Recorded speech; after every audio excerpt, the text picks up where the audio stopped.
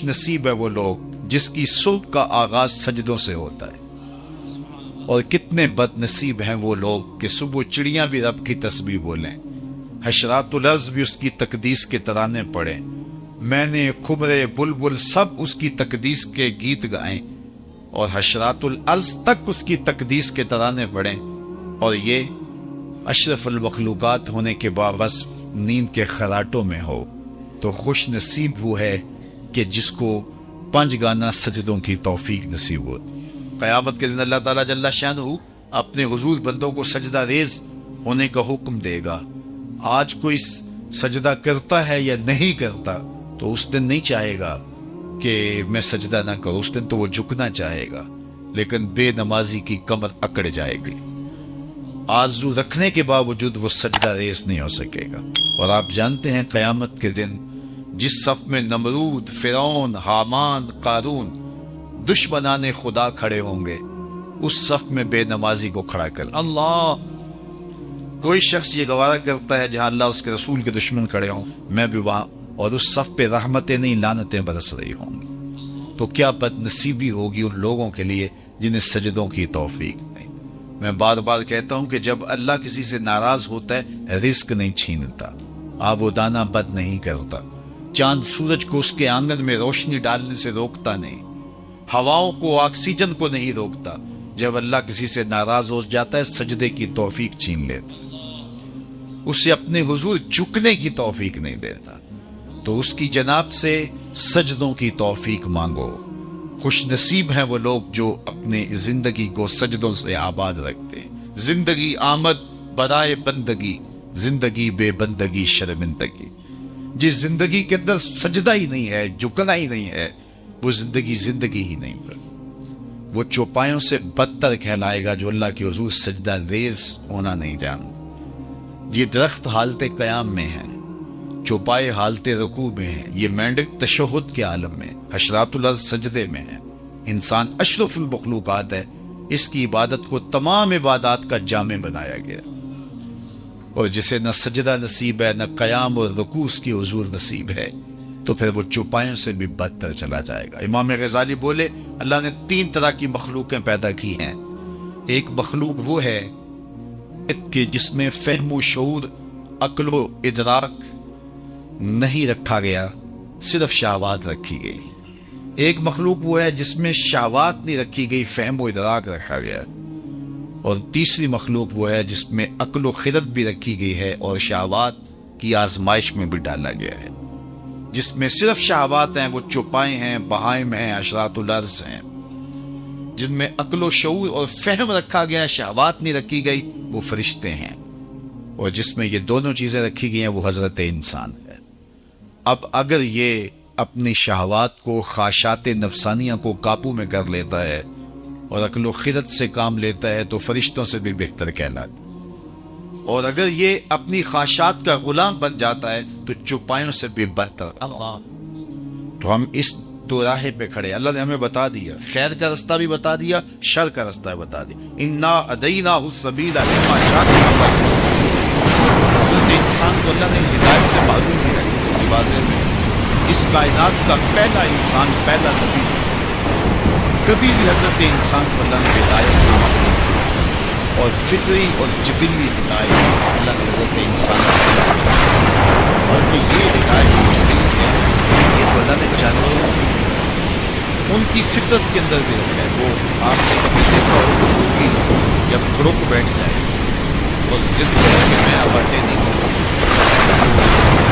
اس کے نیچے پھر انڈے ڈالے جاتے ہیں، اور وہ پھر 21 دن تک ان انڈوں پر اپنے سینے کی حرارت، گرمی اور توجہ مبذول کرتی۔ اور آپ جانتے ہیں کہ بطخ گروپ نہیں بیٹھتی، اس لیے کہ بطخ پانی کے بغیر رہ ہی نہیں سکتی، تو بطخ کے بچے حاصل کرنے کے لیے بطخ کے انڈے بھی مرغی کے نیچے ڈالے جاتے، تو جب مرغی ان انڈوں کو سینچتی ہے اور اپنے سینے کی حرارت اور توجہ دیتی ہے، 21 دن کے بعد ان مردہ انڈوں میں آثار زندگی نمودار ہونے لگتے ہیں۔ یہاں رک کے ایک جملہ کہنا چاہوں گا، اور وہ یہ کہ اگر ایک مرغی مردہ انڈوں پہ اپنے سینے کی توجہ مبذول کرے تو ان میں زندگی کے آثار نمودار ہو جاتے ہیں، اور اگر شیخ کامل اپنے مرید کے بیضہ دل پہ توجہ دے تو وہاں آثار حیات کیوں نمودار نہیں؟ سبحان اللہ۔ 21 دن کے بعد جب انڈے ٹوٹے تو جو نتیجہ تھا وہ فطرت کے مطابق نکلا، بطخ کے انڈوں سے بطخ کے بچے اور مرغی کے انڈوں سے مرغی کے بچے۔ بطخ کے بچوں نے اپنی ماں دیکھی نہیں، جو سیکھنا تھا سمجھنا تھا وہ مرغی سے سیکھنا ہے۔ تو چند دن تو گھر والوں نے بطخ کے بچوں کو اور مرغی کے بچوں کو مرغی سمیت باہر نہیں جانے دیا، چھوٹے ہیں ابھی، کوا مضبوط نہیں ہے، کوئی کوا اچک لے گا، بلی اٹھا لے گی، کوئی گرج اٹھا کے لے جائیں گے۔ 2 4 5 دن کے بعد جب ان کے کوا تھوڑے مضبوط ہونے لگے تو گھر والوں نے مرغی کو بچوں سمیت گھر سے باہر نکالا، کھلی جگہ آئی، اس کے آگے جوہر آ گیا۔ جب تالاب آیا تو بطخ کے بچوں نے نہ آؤ دیکھا نہ تاؤ، چھلانگ لگائی اور تیرنے لگے۔ مرغی کے بچے اپنے ہم جولیوں کو اپنی آنکھوں کے سامنے تالاب میں چھلانگیں لگا کے تیرتے ہوئے دیکھ رہے ہیں، لیکن آگے بڑھنے کی ہمت نہیں رکھتے۔ بطخ کے بچوں کو مرغی نے بتایا نہیں، ماں کو انہوں نے دیکھا نہیں، کس نے کہا کہ تم تیرو گے ڈوبو گے نہیں، یہ بازیچہ ہے تمہارا؟ اور مرغی کے بچوں کے پاؤں کس نے باندھ دیے؟ وہ فطری ہدایت ہے جو اللہ نے ہر ایک چیز کے سینے میں رکھی۔ تو جس نے بطخ کے بچے کو بھی ہدایت سے محروم نہیں رکھا ہے تو کیا انسان کو محروم رکھے گا؟ حضور کی مجلس لگی ہے، ہجوم عاشقاں ہے، ایک صحابی کا نام ہے وابصہ بن معبد رضی اللہ تعالیٰ عنہ۔ وہ آئے اور بیٹھ گئے، اور آداب مجلس بھی یہی ہیں کہ جہاں جگہ ملے وہاں بیٹھ جاؤ۔ لوگوں کی گردنیں پھلانگ کر کے آگے آنے سے روکا گیا ہے۔ صدر مجلس کو اختیار ہے کسی حکمت کے تحت کسی کو آگے بلانا چاہے تو وہ ایک امر آخر ہے، اور جہاں حضور ہوں گے وہاں صدر مجلس کوئی اور پر نہیں ہو سکتا۔ اب آقا کریم بیٹھے تھے، وابصہ بن معبد آئے اور پیچھے بیٹھ گئے۔ تو میرے حضور نے کہا ادنو یا وابصہ، وابصہ دور بیٹھے ہو، نیڑے آ جاؤ۔ وہ اٹھے تو قریب آ گئے۔ حضور نے پھر فرمایا وابصہ اور قریب آ جاؤ۔ حضرت وابصہ اور قریب آ گئے۔ تیسری مرتبہ پھر فرمایا وابصہ اور نیڑے آ جاؤ۔ حضرت وابصہ خود کہتے ہیں میں اپنے مقدر پہ قربان جاؤں، میں اتنا نیڑے ہوا، اتنا قریب ہوا کہ میرے گھٹنے حضور کے گھٹنوں سے چھونے لگے۔ جب اتنا قریب آ گیا نا تو حضور نے مجھے پوچھا وابصہ کوئی سوال پوچھنے آئے ہو؟ میں نے کہا جی حضور میں سوال پوچھنے آیا ہوں۔ کہا وابصہ جو پوچھنے آئے ہو پوچھو گے یا بتاؤں کیا پوچھنے آئے ہو؟ لوگ تو ترازو گاڑ کے بیٹھ گئے نا۔ میں تو کہا کرتا ہوں ڈٹھے ورق قرآن دے پھول سارے، تیری شان جیا نہیں کوئی اور ڈٹھا، تیری شان دا کرے مقابلہ جیڑا انہوں عاشقاں اصلی چور ڈٹھا، کوئی نور آکھے کوئی بشر آکھے، پیدا رات دنے ایہو شور ڈٹھا، اللہ والیاں گل مکا دیتی تساں ہور ڈٹھا اساں ہور۔ تم نے حلیمہ کی بکریوں کے پیچھے پیچھے دیکھا ہے، سدرہ پر جبریل کے آگے آگے نہیں دیکھا۔ اللہ اکبر۔ تو کہا وابصہ جو سوال پوچھنے آئے ہو وہ تم پوچھو گے یا خود بتاؤں کیا پوچھنے آئے ہو؟ انہوں نے کہا حضور اگر آپ بتا دیں پھر تو حد ہو جائے۔ فرمایا تم خیر اور شر کے بارے میں پوچھنے آئے ہو، اچھائی کیا ہوتی ہے برائی کیا ہوتی، یہ تم پوچھنے آئے ہو نا؟ عرض کی جی حضور یہی پوچھنے آیا۔ تو فضرب علی صدرہ فقال استفت من قلبک، حضور نے یہ 3 انگلیاں جوڑ کے حضرت وابصہ کے دل والی جگہ پہ یوں ماری اور فرمایا تیرے اندر مفتی بیٹھا اس سے پوچھ لے، یہی بتا دے گا خیر کیا ہے شر کیا، اچھائی کیا ہے برائی کیا ہے، یہ میرے اور آپ کے اندر رکھ دی گئی۔ ہمارا اگر غلطی کرنے لگے ضمیر گھنٹیاں بجاتا تم غلط کر رہے ہو، کسی کی انچ دبانے لگے، کسی کا حق غصب کرنے لگے، کسی پہ ظلم کرنے لگے تو اندر سے گھنٹیاں بجتی ہیں تم غلط کر، یہ فطری ہدایت ہے۔ تو اللہ نے حضرت انسان کو ہدایت سے محروم نہیں رکھا ہے، اس کو فطری ہدایت سے نوازا ہے۔ اب یہ غلط راہوں کا مسافر ہو تو یہ جان بوجھ کے غلط راہوں کا مسافر بنتا ہے، تو یہ ہدایت فطریہ کے تحت اپنی زندگی کو خیر کی راہوں پہ ڈالے اور اچھائی کی راہوں پہ چلے، تو تاکہ زندگی کا حقیقی نور اور زندگی کا حقیقی جمال اسے نصیب ہو۔ تو زندگی بہت زیادہ ہم گزار چکے ہیں، بقیہ جو زندگی ہے اس کو اللہ اس کے رسول کے نام لگا کر کے اپنی آخرت کی بہتری کا ہمیں سوچنا چاہیے۔ آج موقع ہے کل نہیں ہوگا، وقت پر کافی ہے ایک قطرہ بھی آب خوش ہنگام کا، جل گیا جب کھیت برسا می تو پھر کس کام کا۔ کل کا پچھتاوا سوائے حسرت بڑھانے کی اور کچھ نہیں ہوگا، اور آج کا پچھتاوا کل کی بہتری کی ضمانت ہو سکتا ہے۔ وہ ایک فقیر تھا، بازار میں کھڑا رو رہا تھا، تو کسی نے گزرتے ہوئے روک کے کہا بابا کیا مسئلہ ہے، کسی نے مارا ہے، تنگ کیا ہے، کیوں رو رہے ہو؟ اس نے کہا کوئی ایسا ماجرا نہیں ہوا، بس لوگوں کے رویے نے رلا دیا۔ کیا مطلب؟ کہا بس گزر رہا تھا، ان کو دنیا میں کھوئے ہوئے دیکھا، میرے دل میں خیال آیا کہ ان بندوں کی رب سے صلح ہی نہ کروا دوں۔ تو کہا پھر کیا ہوا؟ کہا پھر میں نے اس سے بات کی، آواز آئی لے آ میری چوکھٹ پہ، ایک آنسو سے سارے گناہ مٹا دوں گا۔ میں بڑا خوش ہوا، کام بن گیا۔ خوشی خوشی آ کے ان کو بتایا، یہ الٹا میرا مذاق اڑانے لگے۔ جا کے کام کر بابا، تجھے کیا پتا، بچے، کاروبار، زندگی، ہر وقت تم اسی بات میں لگے، جاؤ کام کرو۔ کہا وہ تو مان گیا تھا، یہی نہیں مانے، اور مجھے ان کے رویے پہ رونا آ رہا ہے، ان کی قسمت پہ رونا آ رہا ہے۔ اللہ اکبر۔ اگلے دن وہ شخص دوبارہ گزرا نہ تو قبرستان کے کنارے سے گزرا تو بابا قبرستان میں کھڑا رو رہا تھا۔ وہ پھر رو گیا۔ کہا بابا کبھی بازاروں میں روتا ہے، کبھی قبرستانوں میں روتا ہے، آج کیا ہوا؟ کہا میری کہانی کا کیا؟ کیا مطلب؟ کہا اگر ان سے مایوس ہو گیا تھا تو آج ہی بنا۔ میرا خیال ہی ہوا ان قبرستان والوں پہ رب نے سنا۔ اس نے بڑی دلچسپی سے کہا پھر آج کیا بنا؟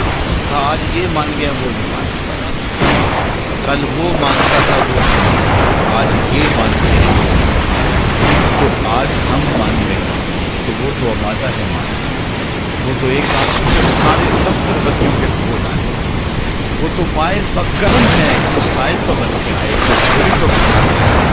التائب من الذنب کمن لا ذنب لہ، گناہ سے توبہ کرنے والا ایسا ہے جس طرح اس کے دامن پہ گناہ کا ایک دھبا بھی نہ ہو۔ اللہ مٹا دیتا ہے اور اس کو ایسے کر دیتا ہے جیسے ابھی ماں کے پیٹ سے جنم لیا ہو۔ لیکن یہ امید کہ ابھی بوڑھا ہونا ہے، ابھی زندگی پڑی ہوئی ہے، کتنے لوگوں کے جنازے اٹھ گئے یہ سوچتے ہوئے کہ ہم نے بڑھاپے میں پہنچ۔ امام غزالی فرماتے ہیں نظر دوڑا کے دیکھو، تمہیں بوڑھے کم ملیں گے، جوان زیادہ ملیں گے۔ اس کا مطلب یہ ہے بڑھاپے تک سارے نہیں پہنچتے، زیادہ جوانی میں چلے جاتے ہیں۔ پھر فرمایا مزید نظر دوڑا کے دیکھ لو، معاشرے میں تمہیں بچے زیادہ ملیں گے، جوان کم ملیں گے۔ اس کا مطلب یہ ہوا کہ جوانی تک بھی سارے نہیں پہنچتے۔ تو اس لیے قبل اس سے کہ وہ وقت آئے کوئی حجت باقی نہ رہے، یہ مختصر زندگی اللہ اور اس کے رسول کے نام پہ لگا دینی چاہیے۔ حضور کی محبت کا تقاضا بھی یہی ہے کہ ان کی تعلیمات کو اختیار کر لیا جائے۔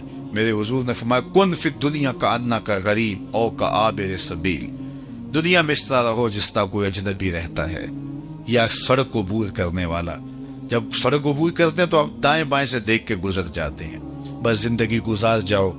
حقیقی منزل ہماری آخرت ہے، اور جس نے آخرت کو بلا دی، آخرت سے غافل ہو گیا، اس نے اپنا سخت نقصان کیا۔ قیامت کے دن میں نے تو یہ بھی پڑھا ہے کہ نیکوکار بھی پچھتائیں گے۔ بدکاروں کا پچھتانا تو سمجھ میں آتا ہے، نیکوکار کیوں پچھتائیں گے؟ جب اپنے اچھے اعمال کی جزا دیکھیں گے تو پچھتائیں گے، ہائے جو چند لمحے ضائع کیے وہ بھی کیوں ضائع کر دیے۔ لیکن اس وقت کے پچھتانے سے بہتر ہے کہ میں اور آپ اپنی اس مختصر زندگی کا اب محاسبہ کریں۔ حاسبو قبل ان تحاسبو، اس سے قبل کہ تمہارا حساب کیا جائے تم اپنا حساب خود کر لو۔ یہ ہم عمرے پہ جاتے ہیں نا، تو جب واپسی کے لمحے ہوتے ہیں تو میں دیکھتا ہوں ہر بندہ اپنا سامان تول رہا ہوتا ہے۔ میاں کیوں سامان تول رہے ہو؟ ایئرپورٹ پہ جا کے پریشانی نہ بنے، تو پہلے ہی سامان تول کے کہ زیادہ نہ ہو جائے، بوجھل نہ ہو جائیں، ایئرپورٹ پہ مسئلہ نہ بنے۔ حالانکہ اگر ایئرپورٹ پہ مسئلہ بھی بن جائے تو 4 ریال دیں گے تو گزر جائیں گے، لیکن اس کے باوجود تول رہے ہوتے ہیں کہ وہاں پریشانی نہ بنے، وہاں کی پریشانی کا حل ہے۔ لیکن آخرت کا اگر وزن بھاری ہو گیا اس کا کوئی حل۔ اس لیے حاسبو قبل ان تحاسبو، اس سے قبل کہ تمہارا حساب کیا جائے، ضمیر کی عدالت میں اب ترازو گاڑ لو، دیکھو تم کہاں کھڑے ہو۔ جو بدیاں کی ہیں وہ تو کنفرم ہے بدیاں ہیں، جو نیکیاں کی ہیں اگر ریا ہے تو لٹ گئی، کچھ پلے نہیں ہے۔ اگر غرور تکبر آ گیا، عجب آ گیا، پھر بھی سب کچھ ضائع ہو گیا۔ کتنی نیکیاں ہیں اور کتنی برائیاں ہیں، اور ہم ایک احکم الحاکمین کے حضور حاضر ہونے والے ہیں۔ تو اس مختصر زندگی کو اللہ اور اس کے رسول کے نام پہ لگا کر کے اللہ کے لیے زندگی گزارو۔ یہ زندگی بھی اچھی، وہ زندگی بھی اچھی، لیکن میرے حضور نے فرمایا کہ قرب قیامت کے فتنوں کا جب ذکر کیا، مجھے اس بات کا ڈر نہیں کہ تم شرک میں مبتلا ہو جاؤ گے، مجھے اس بات کا ڈر ہے کہ تم دنیا دار بن جاؤ گے۔ آج ہم مادیت زدہ ہو گئے ہیں، صبح سے لے کر شام تک ہماری دوڑ ہی مادی ہے۔ آنکھ بھر جاتی، پیٹ بھر جاتا ہے، آنکھ نہیں بھرتی۔ شیخ سعدی فرماتے ہیں کہ آنکھ کو یا تو پھر صبر قناعت بھرتا ہے یا پھر قبر کی مٹی بھرے گی۔ اور رومی بولے کوزائے چشمے حریصاں پر نشد، تا صدف کانے نشد پر در نشد۔ حریص کی آنکھ کا پیالہ نہیں بھرتا۔ بندے کو پوچھے، وہ کہتا ہے بس جی جو ہے وہ یہ اسی لیے کر رہا ہوں، پیٹ کے لیے لگا ہوا ہوں۔ پیٹ تو 2 روٹیاں صبح مانگتا ہے، 2 دوپہر کو، 2 شام کو۔ پیٹ کا اتنا لمبا چوڑا کوئی مطالبہ نہیں ہے۔ ہمارے پاس تو اتنی دولتیں ہیں کہ ماضی میں لوگوں کے پاس اتنی دولتیں ہوتی نہیں، نہ اتنی سہولتیں بادشاہوں کے پاس تھی جو آج عام لوگوں کے پاس میسر ہیں۔ مجھے اچھی طرح یاد ہے، آج سے 35 سال پہلے لوگوں کے پاس 1 یا 2 جوڑے ہوا کرتے تھے، اور شادی پہ لوگ کسی دوست سے کوئی جوتا مانگ کر کے لے کے جایا کرتے تھے۔ لیکن اس کے باوجود جب کسی سے پوچھتے تھے سناؤ کیا حال ہے، تو وہ لمبا ہاتھ کر کے کہتا تھا اللہ کا شکر ہے۔ تو اس کے لہجے سے شکر ٹپکتا تھا۔